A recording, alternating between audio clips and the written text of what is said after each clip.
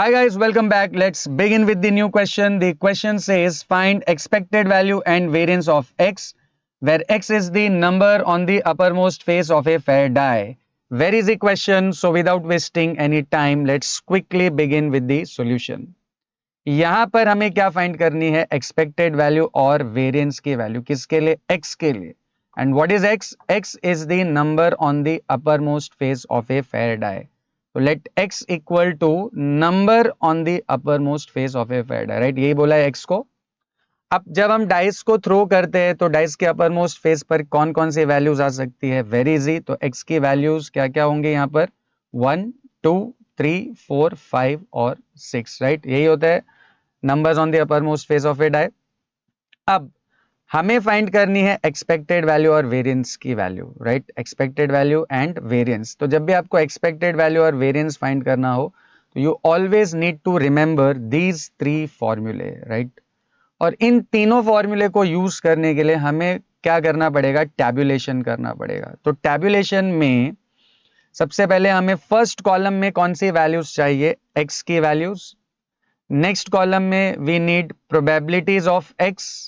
Then third column में we need x into P of x. And fourth column में we need x square into P of x. Always remember, जब भी आपको expected value और variance find करना हो तो ये 4 कॉलम्स हमें प्रिपेयर करने पड़ेंगे. अब यहाँ पर देखिए x की वैल्यूज हमको ऑलरेडी पता है. 1 हो सकती है, 2, 3, 4, 5 एंड 6. तो let's note down values of x. 1, 2, 3, 4, 5 and 6. अब यहाँ पर है उनकी करस्पॉन्डिंग प्रोबेबिलिटी सेकंड कॉलम में. अब देखिए डाइस पे 1 आने का चांस, प्रोबेबिलिटी चाहिए हमें, राइट? तो 1 आने की प्रोबेबिलिटी क्या होगी? 1 out of 6, right? Favourable outcome है 1 और टोटल आउटकम है 6. तो 1 मिलने का चांस क्या हो जाएगा? 1/6. सिमिलरली 2 भी एक ही फेवरेबल आउटकम है हमारे लिए और उसके लिए भी टोटल ऑप्शंस कितने हैं? 6.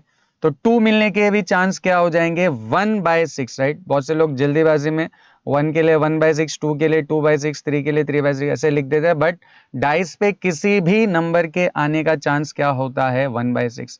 तो 1 के आने का भी चांस 1/6, 2 के आने का भी चांस 1/6, 3 के लिए भी 1/6, 4 के लिए 1/6, 5 के लिए 1/6 एंड 6 के लिए भी 1/6. तो ये हमने नेक्स्ट कॉलम भी कंप्लीट कर लिया है. थर्ड कॉलम में हमें क्या चाहिए? x into P of x. तो ये फाइंड करने के लिए हमें कॉलम नंबर 1 और कॉलम नंबर 2 को करना पड़ेगा multiply. So 1 into 1/6 will be 1/6. Then 2 into 1/6 will be 2/6.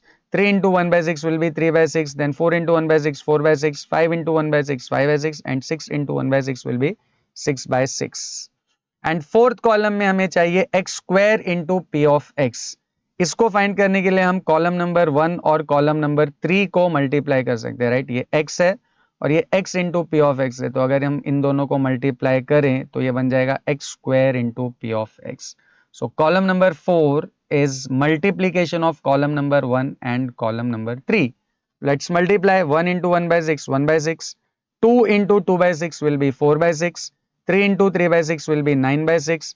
Then 4 into 4/6 will be 16/6. 5 into 5/6 will be 25/6 and 6 into 6/6 will be 36/6. अब हमें चाहिए इन दोनों कॉलम्स का टोटल. तो ये जो थर्ड कॉलम है इसका टोटल हो जाएगा sum of x into P of x, right?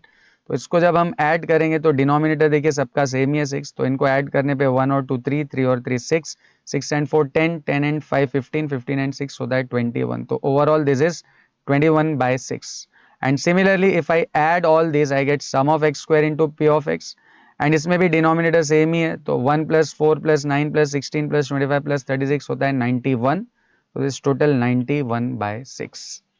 अब टैब्यूलेशन करने के बाद सीधे सीधे इन 3 फॉर्मूले को हमें यूज करना है. तो सबसे पहले e of x, expected value of x. Formula is sum of x into P of x. And sum of x into P of x हमने ऑलरेडी कैलकुलेट किया हुआ है 21/6.